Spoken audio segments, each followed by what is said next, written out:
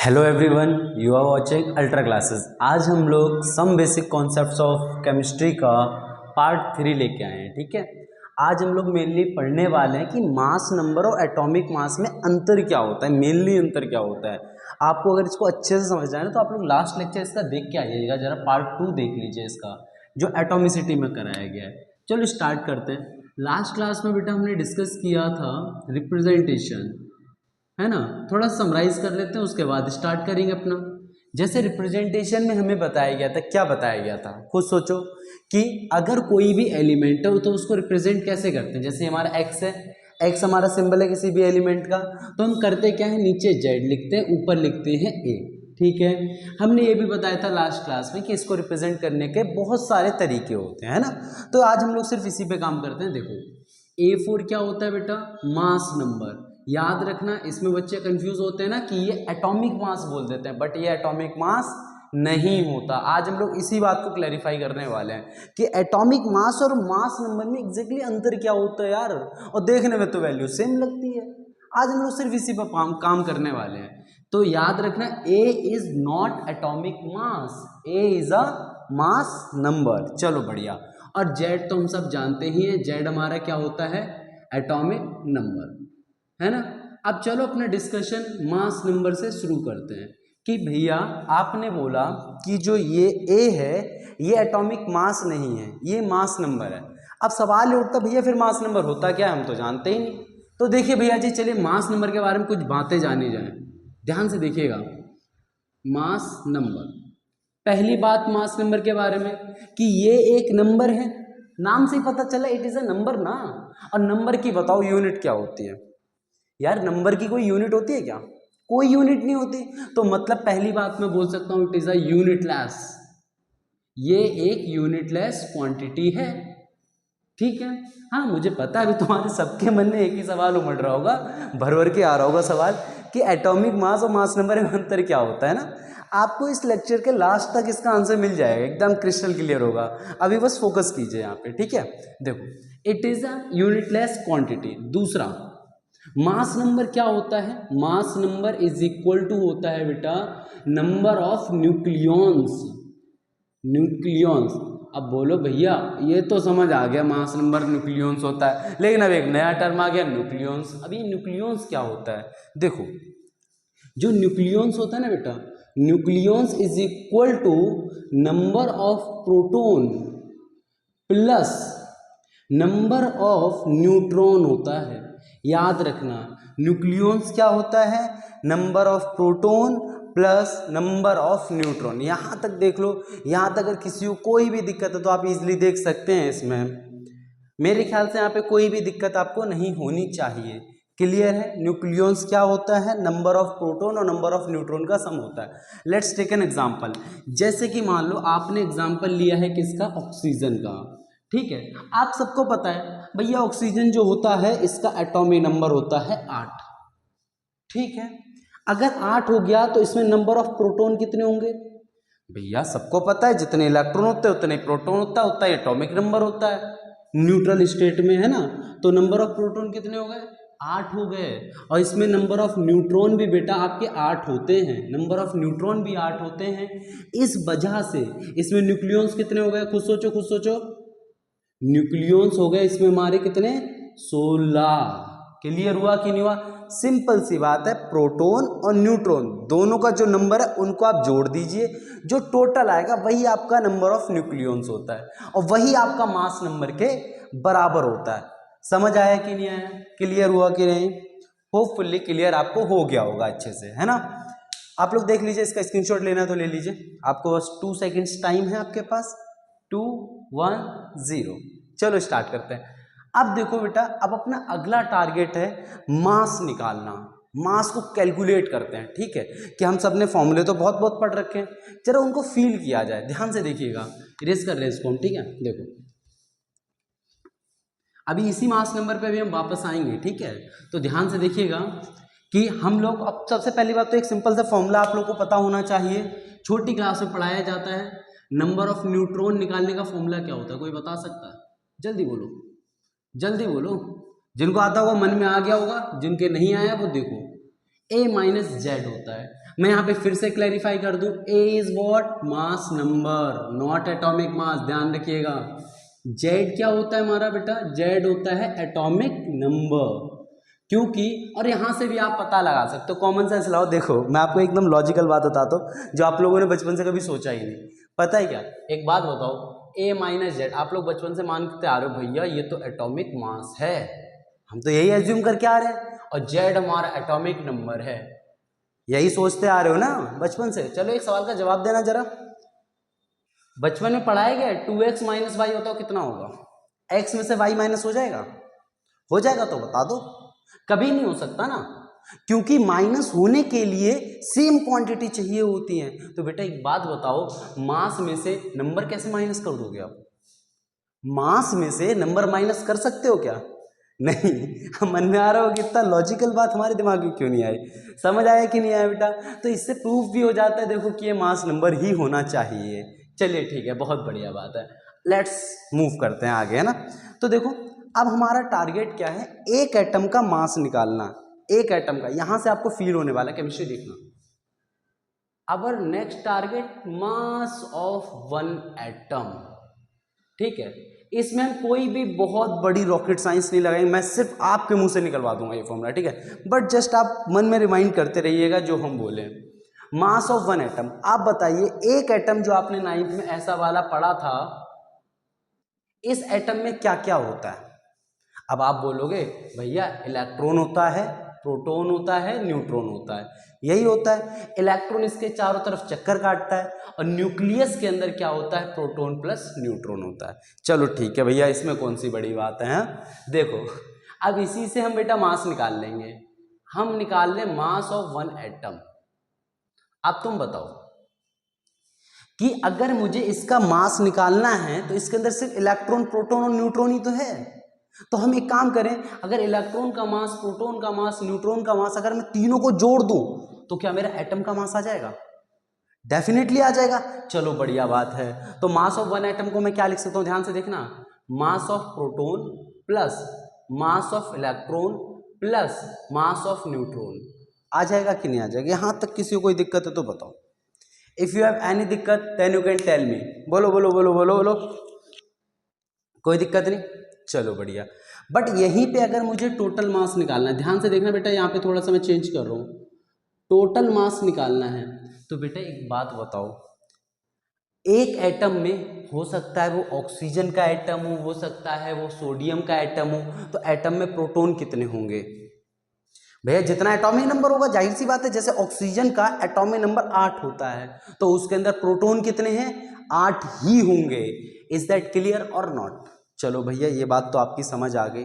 तो क्या मैं यहाँ पे लिख सकता हूँ एन पी इंटू में एम पी, एन हमारा नंबर ऑफ प्रोटॉन है, एम ई को मैं क्या लिख सकता हूँ एन ई इंटू में एम ई, एन ई हमारा नंबर ऑफ इलेक्ट्रॉन है, प्लस यहाँ पे क्या लिख सकता हूँ N N number of neutron into में एम एन। अब बोलो सब समझ आ गया, लेकिन N P N E N N की मल्टीप्लाई क्यों कर दी यार। एक बात बताओ हमको, अगर मैं आपसे बोलूँ 1 किलो चीनी 40 रुपए की मिलती है तो 2 किलो कितने की मिलेगी, बोलोगे भैया 40 इंटू 2 कर दो। चलो ठीक है, देखो ध्यान से, 1 किलो चीनी 40 रुपए की है, 2 किलो 40 इंटू 2। अगर मैं बोलूँ x किलो कितने की मिलेगी तो आप क्या बोलोगे भैया 40 इंटू एक्स कर दो, सीधी सी बात है। ठीक है, बस यही तो जानना था। एक मास ऑफ प्रोटॉन मतलब एक प्रोटॉन का मास mp हुआ, 2 प्रोटॉन का 2mp, 3 प्रोटॉन का 3mp, n प्रोटॉन का n से मल्टीप्लाई कर दिया, क्योंकि हमें निकालना है टोटल मास। क्योंकि एक एटम में एक प्रोटॉन होता है ऐसा तो नहीं ना, तो हमें टोटल निकालना है। समझ आया या नहीं आया, मेरे ख्याल से एकदम क्रिस्टल क्लियर होगा आपने। चलो बढ़िया बात है। अब एक बात बताओ, जैसे कि हमने आपको लास्ट क्लास में लिखवाया था, मास ऑफ इलेक्ट्रॉन जो होता है मास ऑफ प्रोटॉन में बहुत कम होता है। आपने लास्ट लेक्चर में बाकायदा देखा होगा, इसको बहुत कम होता है इसका, इसके रिस्पेक्ट में। तो मैं क्या बोल सकता हूँ कि मास ऑफ इलेक्ट्रॉन को मैं नेग्लेक्ट करके 0 कर देता हूँ।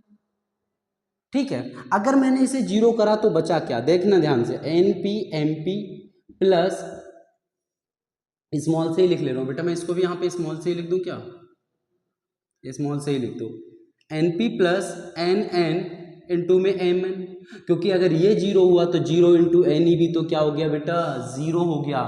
मतलब समझे, एक एटम का जो हम लोग मास कंडक्ट करते हैं वो सिर्फ और सिर्फ प्रोटॉन और न्यूट्रॉन के बेसिस पे करते हैं, इलेक्ट्रॉन के बेसिस पे मास काउंट नहीं करते।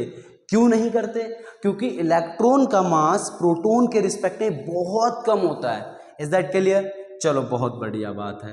अब हमने लास्ट क्लास में एक चीज और देखी थी, जो मास ऑफ प्रोटॉन होता है ना वो लगभग मास ऑफ न्यूट्रॉन के बराबर होता है। समझ आया? मास ऑफ प्रोटॉन किसके बराबर? मास ऑफ न्यूट्रॉन के। बहुत बढ़िया। तो क्या मैं यहाँ पे एक बात लिख सकता हूँ? मैं एक काम करता हूँ, इसको ना Mn जो है मास ऑफ न्यूट्रॉन, इसको मैं Mp लिख लूँ। बोलोगे भैया कैसे? भैया दोनों का मास तो बराबर ही है ना यार। चलो बढ़िया, Mp कॉमन दिख रहा है आप लोगों ने, ठीक है। तो ब्रैकेट में क्या बचा? Np प्लस Nn, ठीक है। अब ध्यान से देखने वाली बात है, ये है क्या? नंबर ऑफ प्रोटॉन, ये क्या है? Number of neutron. इन दोनों का सम क्या कहलाता है? बोलो बोलो बोलो, अभी बताया था सम क्या कहलाता है? मिटा दिया क्या? हाँ यार ये तो मिटा दिया। न्यूक्लियॉन्स कहलाता है, भूल गए? न्यूक्लियॉन्स क्या था? Np plus Nn, number of proton plus number of neutron. तो मैं इसको क्या लिख सकता हूँ? ध्यान से देखना, मतलब मैं टोटल मास लिख सकता हूँ आपका। टोटल मास मेरा क्या होगा यहाँ पे? मास ऑफ प्रोटॉन इनटू ये इन दोनों का सम क्या होगा? Number of nucleons. और नंबर ऑफ न्यूक्लियन को ही मैं क्या बोलता हूं? मास नंबर। क्या कहता हूं मैं? Mass number. तो मैं चाहूं तो इसका फॉर्मूला ये भी लिख सकता हूं, total mass is equal to mass of proton into mass number. भाई एक ही चीज के अगर 10 नाम है तो आप उनको 10 तरीके से भी तो लिख सकते हैं ना, लिख सकते हैं ना। आप खुद सोचो, यहां पे नंबर ऑफ न्यूक्लियन हुआ, इसको मैंने क्या लिख दिया? Mass number. क्यों लिख दिया? अभी तो बताया था बराबर होता है कि नहीं होता? ठीक है, मैं आपको पूरे 5 सेकंड दे रहा हूं, एक बार आप सिर्फ इसको एनालाइज करिए खुद का दिमाग लगा के। Your time starts now.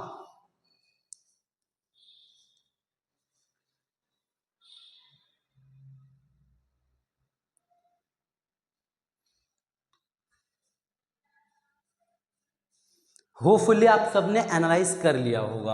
अब इसको हम आगे कंटिन्यू करते हैं। देखो ध्यान से, अब यहाँ पे अगर मैं आगे बात करूँ, क्योंकि हमें पहुँचना है अपने एएमयू पे, बहुत इंपॉर्टेंट कॉन्सेप्ट बताएंगे वहाँ पे, ध्यान से देखिएगा जरा। अब यहाँ पे बोलो भैया हमने तो ऐसा कोई फॉर्मूला नहीं सुना, हमें तो इतना पता है नाइट्रोजन अगर लिखा है तो हम तो इसको भैया 14 एएमयू लिखते हैं। अब ये बताओ ये कैसे आया? है ना, अपना टारगेट यहाँ पहुँचना है। चलो पहुँचे धीरे धीरे, चलो बढ़िया बात है।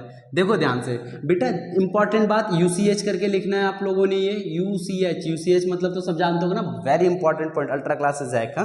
चलो देखो, 1 AMU इज इक्वल टू होता है मास ऑफ प्रोटॉन। याद रखिएगा बेटा, बहुत इंपॉर्टेंट बात है।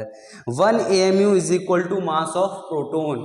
अब मुझे पता है फिर आपके अंदर सवालों का होल्डर आ रहा होगा, भैया हमने पढ़ा था 1 AMU इज इक्वल टू होता है 1/12 मास ऑफ 1 कार्बन 12 एटम। लंबी चौड़ी कहानी थी, अभी उसको क्लैरिफाई करते हैं। बस आप इसको ध्यान से देखिए कि 1 AMU इज इक्वल टू क्या होता है? मास ऑफ प्रोटॉन, जिसकी वैल्यू क्या होती है बेटा? मास ऑफ प्रोटॉन की। वैसे आप लोगों को याद होनी चाहिए, लास्ट लेक्चर में पढ़ाया था हमने आपको ये 1.6 इंटू 10⁻⁻27 kg। और इसी को अगर मैं ग्राम में कन्वर्ट करूं तो answer will be what? 1.6 into 10⁻⁻24 grams. ठीक है, कोई दिक्कत यहां तक तो बताओ? अच्छा, केजी से ग्राम कैसे आ गया? अरे भाई एक बात बताओ, 1 किलो में 1000 ग्राम होता है कि नहीं होता? तो 1000 मतलब 10⁻3। देखो यार, 1 kg इज इक्वल टू कितना होता है? 1000 ग्राम। इसको 1000 को मैं क्या लिख सकता हूँ? 10⁻3 ग्राम। तो 10⁻3 से मल्टीप्लाई करना है यार। अब -27 है, मल्टीप्लाई करोगे -24 नहीं बचेगा। 27 में से देखो 24 का कितना बचा? 3 ही तो बचा। 3 का ही तो डिफरेंस आ रहा है कि नहीं आ रहा? समझ आया कि नहीं आया? चलो बहुत बढ़िया, आगे मूव करें। Let's move further. हाँ, होपफुली आपने कर लिया होगा। एक बार अगर किसी को लेना है स्क्रीनशॉट ले लो, ठीक है। You have only 3 second. 3 2 1 0, your time up. चलो स्टार्ट करते हैं। अब देखो ध्यान से, हम लोग निकालते क्या है? हम लोग निकालेंगे अब मास ऑफ 1 एटम ऑफ नाइट्रोजन। फॉर्मूले को अप्लाई करेंगे जस्ट। देखो भाई इसमें ना सारे लोग अपनी बुद्धि मारते हैं, अपने लोगों को बुद्धि नहीं मारनी है, अपने को सिर्फ फॉर्मूले पे काम करना है। अभी अपने लोगों ने क्या करा था, फॉर्मूला प्रूफ करा था, मास ऑफ प्रोटॉन इज इनटू में मास नंबर, यही किया था। देखो भाई अभी तो मिटाया भी नहीं है, ओ भाई मिट गया मास नंबर, ठीक है, नंबर ऑफ न्यूक्लियन रह गया, ठीक है, चलो बढ़िया। इसको मैं क्या लिख सकता हूँ, देखना ध्यान से, 1.6 इंटू 10⁻⁻27 kg लिख सकता हूँ इसको मैं। हाँ बिल्कुल लिख सकते हो भैया, मास ऑफ प्रोटॉन अभी आपने बताया था बढ़िया। मास नंबर कितना होता है नाइट्रोजन का, भाई ये 9th क्लास में आपको याद कराया गया, नाइट्रोजन का होता है 14। जिस तरीके से आप लोगों को टेबल बता दें एक बार, हाइड्रोजन का 1 होता है, कार्बन का 12 होता है, नाइट्रोजन का 14, ऑक्सीजन का 16, क्लोरीन का 35.5 होता है, कैल्शियम का 40 होता है। इस तरीके से आपने याद रखने हैं। सल्फर का 32 होता है, इस तरीके से, ठीक है। अब जो नाइट्रोजन है उसका मास कितना होता है, 14 होता है मास नंबर, तो इंटू कर दो 14 को, ठीक है। अब एक बात बताओ, इसकी वैल्यू किसके बराबर है, क्या एमपी के बराबर है, सोचो सोचो, क्या इसकी वैल्यू एमपी के बराबर है, बिल्कुल है। तो इसको मैं क्या लिख सकता हूं, सोचो, एमपी के बराबर, एमपी की वैल्यू किसके बराबर है, 1 AMU की। याद रखना 1 AMU क्या होता है, मास ऑफ प्रोटॉन के बराबर होता है, इसके अलावा कुछ नहीं। अब देखो ध्यान से, तो इसको मैं 1 AMU लिख सकता हूँ, लिख सकते हो, बिल्कुल लिख सकते हो भैया, ठीक है। 1 AMU इंटू 14, चलो मल्टीप्लाई करना जरा, क्या आंसर 14 AMU नहीं आ गया। यहीं से आपका जो है AMU में आंसर आना शुरू होता है कि 14 AMU कैसे आया। सेम काम आप ऑक्सीजन के लिए कर सकते हैं। अब इत्तेफाक से हुआ क्या, हमेशा मास ऑफ प्रोटॉन की मल्टीप्लाई होगी, और मास ऑफ प्रोटॉन तो चाहे भाई ऑक्सीजन का हो, नाइट्रोजन का हो, सोडियम का हो, सब में सेम ही तो प्रोटॉन होता है, तो सबका चार्ज भी क्या होगा, सेम होगा। तो इसलिए हम डायरेक्ट चिपका देते हैं, क्या चिपका देते हैं, ऑक्सीजन का मास नंबर 16, तो आंसर क्या 16 AMU, ठीक है। हाइड्रोजन का मास कितना, मास नंबर कितना 1, तो डायरेक्ट चिपका देते हैं 1 AMU, क्योंकि इसकी वैल्यू तो 1 AMU के बराबर ही होनी है। समझ आया कि नहीं आया, डायरेक्ट कैसे लिखते हैं, चलो ठीक है ना। इसका आंसर मिल गया होगा आप सबको, क्लियर। आप लोग जिसका चाहें उसका निकाल सकते हैं, लेकिन एक बार खुद जरूर प्रूफ करके देखिएगा, इसको सीखने में एकदम सिंपल लग रहा होगा, बहुत बढ़िया। अब हम लोग इसमें एक काम और कर सकते हैं कि भैया जो हम बचपन से डेफिनेशन पढ़ते आ रहे हैं 1 AMU की, 1/12 मास ऑफ 1, ये सब क्या है, चलो उस पर काम करते हैं, है ना। इसको इरेज कर दें, चलो बढ़िया कर देते हैं। देखो ध्यान से देखना बेटा, एकदम मजा आने वाला है आपको यहाँ पे। अब हम लोगों ने जो बचपन से 1 AMU की डेफिनेशन पढ़ी थी, वो पढ़ी थी 1 AMU is equal to the 1/12 mass of 1 carbon 12 atom, 1 carbon 12 atom, ठीक है भैया, हम बिल्कुल एग्री करते हैं इस बात की। देखना अभी हम क्या प्रूफ करने जा रहे हैं यहाँ पे, यही पढ़ी थी आपने, ठीक है। चलो इस डेफिनेशन का मतलब बता दें जिनने आज तक नहीं पढ़ी है। इनका कहना है एक कार्बन ले लो, कौन सा, 12 वाला, 12 वाला भैया, मतलब देखो भैया कार्बन दो फॉर्म में एग्जिस्ट करता है, एक 12 के, एक 14 के, ये दोनों एक दूसरे के आइसोटोप्स हैं। अभी पढ़ाएंगे आइसोटोप्स क्या होता है। अभी आप मान के चलिए इसका मास 12 होता है, इसका मास 14 होता है, दो तरीके के कार्बन होते हैं। हम जो यहाँ यूज कर रहे हैं वो 12 वाला यूज कर रहे हैं, ठीक है, बढ़िया। अब देखो एक कार्बन का एटम लेना है, कौन सा वाला, 12 वाला का। अब उसके मैंने क्या करने हैं, 12 टुकड़े कर देने, ऐसे करें, कितने टुकड़े कर दिए, 12। तो किसी एक टुकड़े को निकाल लो, तो वही बोला गया 1/12 मास, उसका जो वजन होगा ना वो 1 AMU के बराबर होगा। मैं रिपीट करता हूं, ध्यान से देखना। एक कार्बन का एटम है, ठीक है, एक कार्बन का एटम है, हाँ, उसके मैंने क्या करने हैं, 12 टुकड़े कर देने इक्वल इक्वल। एक टुकड़ा उठा लो, उसका जो वजन होगा वही 1 AMU का वजन होगा। समझ आया, बढ़िया। डेफिनेशन से अब आप रिलेट कर सकते हैं, 1/12 मास ऑफ एक कार्बन, कौन सा वाला, 12 वाला, समझ में आ गया, which is equal to what, 1 AMU। अब सवाल उठता भैया जो आपने डेफिनेशन बताई उसके हिसाब से जरा प्रूफ करना, देखना ध्यान से। 1 AMU is equal to 1/12 into mass of 1 carbon 12 atom. हम जानते हैं मास कितना होता है कार्बन का, अभी हमने लिखा था यहाँ पे 12 होता है, बढ़िया, 12 होता है।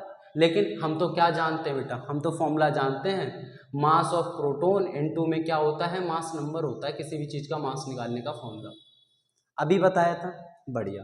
तो यहाँ पे क्या होगा 1/12 इंटू में 1.6 इंटू 10⁻⁻27, अभी बताया था मास ऑफ प्रोटॉन की वैल्यू, ठीक है, इनटू मास नंबर कितना होता है कार्बन का भैया 12 होता है, 12 से 12 कैंसिल, बचा कितना 1.6 इंटू 10⁻⁻27 kg, ये किसके बराबर आया 1 AMU के बराबर आया, और ये वैल्यू किसकी है मास ऑफ प्रोटॉन, तो क्या मैं लिख सकता हूँ 1 AMU is equal to mass of proton. बोलो भाई एकदम मजा आ गया कि नहीं आ गया, मतलब जो आप लोग बचपन से डेफिनेशन पढ़ के आए हो आज हमने उसको भी प्रूफ करके दिखा दिया कि उस डेफिनेशन का एग्जैक्ट मतलब क्या है।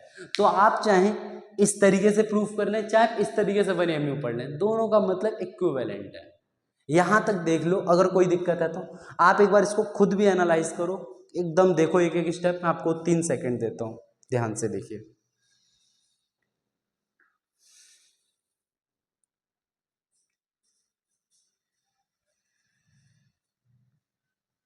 ठीक है, क्लियर हो गया होगा सबको, बढ़िया। अब यहाँ पे पता है कुछ लोग बोलते हैं इसका मतलब ये एंट्रेंस के लिए, एकदम एंट्रेंस के लिए, ध्यान से देखिएगा, नीट में एक बार सैंपल में पूछा गया था, वैसे तो ओरिजिनल पेपर में नहीं पूछा गया ये सवाल, बट इस टाइप का पूछा गया। ध्यान से देखिएगा कि उन्होंने क्वेश्चन में क्या गिवन दिया 1 AMU इज इक्वल टू 1/, मेरे को एग्जैक्ट वैल्यू याद नहीं तो मैं कुछ भी ले ले रहा हूं, ठीक है बेटा, 1/36 मास ऑफ 1 कार्बन 12 एटम। इनने बोला है क्या, रिपीट करते हैं क्वेश्चन को, 1 AMU is equal to the 1/36 mass of 1 carbon 12 atom. अब आपसे बोला क्या गया है, फाइंड वैल्यू ऑफ 1 AMU, आप 1 AMU की वैल्यू निकालिए किसमें, इन kg। आप लोग वीडियो को पॉज करके इसे निकालने की कोशिश कीजिए, तनिक कोशिश कीजिए, ट्राई कीजिए।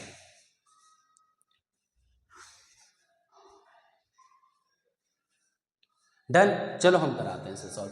देखो अभी हमने क्या बोला 1 AMU is equal to 1/12 mass of 1 carbon 12 atom होता है, ठीक है, लेकिन क्वेश्चन ने डेफिनेशन ही चेंज कर दी। क्वेश्चन आपसे बोल रहा है अगर 1 AMU 1/36 के बराबर है तो AMU की वैल्यू क्या होगी kg में। देखो भैया आपको बोला क्या गया है, AMU आपको, देखो बेटा कॉन्सेप्ट पे टिके रहना, आपको किसकी वैल्यू निकालनी है 1 AMU की। चल एक काम करो, पहले आप लोग ट्राई ही कर लो इसको, एक बार ट्राई करो जल्दी करो, you have only 5 seconds left, 5 4 3 2 1 0। बढ़िया। अब देखो बेटा हम हमेशा कहते हैं just focus only your concept, है ना, क्वेश्चन की यार इतनी औकात कहाँ जो टिक जाए। हाँ 1 AMU इज इक्वल टू हम लोग क्या जानते हैं, क्या दिया है 1/36 मास, किसका मास 1 कार्बन 12 एटम। भाई कॉन्सेप्ट पे टिके रहो, क्या बोला है मास ऑफ 1 कार्बन 12 एटम। मास के लिए हम लोग क्या जानते हैं भैया, भाई किसा बेटा कॉन्सेप्ट, मास प्रोटोन इनटू मास नंबर, यही ना जानते हैं हम लोग, ठीक है। अब देखो 1/36 इंटू में मास ऑफ प्रोटॉन कितना होता है 1.6 इंटू 10⁻⁻27 kg। मैंने ये क्यों लिखा, क्योंकि मेरे से आंसर kg में पूछा है, अगर ग्राम में पूछा होता तो मैं यहाँ पे ग्राम पुट करते, ध्यान रखिएगा इस बात को। इंटू में कार्बन का मास नंबर कितना होगा, जब भैया हमें बोला गया 36 तो 36 होगा कार्बन का, नहीं, मास कभी चेंज नहीं करता मास नंबर, क्योंकि मास नंबर तो number of proton number of neutron के सम के बराबर है, वो कभी चेंज नहीं होगा, ध्यान रखिएगा। चाहे 1 AMU कुछ भी दे दे वो फर्क नहीं पड़ता, तो इंटू में तो आएगा 12, ठीक है। आप कटिंग कर लीजिए, किससे कटेगा 4 3 या 12, 4 9 या 36, 3 बार में क्या तो कितना आ गया 1.6 इंटू 10⁻⁻27 अपॉन में 3, ये किसके बराबर है MP के बराबर है, तो मैं इसको लिख देता हूँ MP/3 आया हमारा आंसर। आप लोग चाहो तो कैलकुलेशन कर लो, सिंपल है कि नहीं है, एकदम सिंपल है। जस्ट एनालाइज करना कि अगर आपको 1/36 दे, 1/18 दे, 1/12 दे, 1/54 दे, जो मर्जी दे दे, अपने को कॉन्सेप्ट पे टिके रहना है, मास of proton into mass number. समझ में आ गया? ठीक है, एक बार फिर से मैं अंतर बता दूं। एटॉमिक मास बेटा एक ऐसा क्वांटिटी है जिसकी यूनिट ग्राम और केजी में होता है, जो कि वजन को बताता है। लेकिन mass number is just a sum of number of neutron and number of proton, nothing else. इसके अलावा कुछ भी नहीं। समझ आया कि नहीं आया? उम्मीद है अच्छे से समझ में आ गया होगा। हम लोग नेक्स्ट लेक्चर में ना बेटा आइसो सीरीज के बारे में पढ़ेंगे, एकदम आइसोटोप, आइसोटोन, आइसोबार एकदम दिमाग में बिठा देने आपके। ठीक है, तो इस लेक्चर को हम लोग यहीं बाइंड अप करते हैं। मिलते हैं नेक्स्ट लेक्चर में।